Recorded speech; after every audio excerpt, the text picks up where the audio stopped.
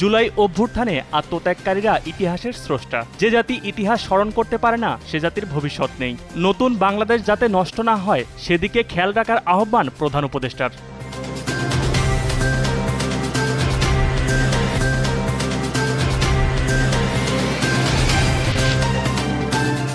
সাবেক প্রধানমন্ত্রী শেখ হাসিনার ছেলে সজীব অজেদ জয়কে অপহরণ ও হত্যা চেষ্টায় করা মামলা থেকে খালাস পেয়েছেন আমার দেশ পত্রিকার সম্পাদক মাহমুদুর রহমান।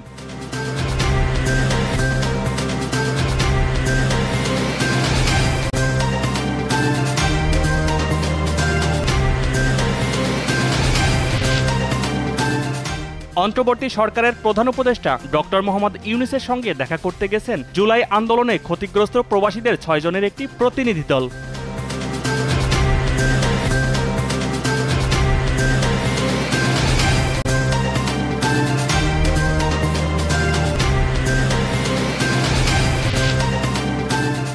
যুক্তরাজ্যে মানি লন্ডারিংয়ের মাধ্যমে টিউলিপ সিদ্দিক যে অবৈধ তহবিল তৈরি করেছেন তা জব্দ করার উদ্যোগ নিয়েছে অন্তর্বর্তী সরকার। এ বিষয়ে কাজ করছে দুর্নীতি দমন কমিশন দুদক।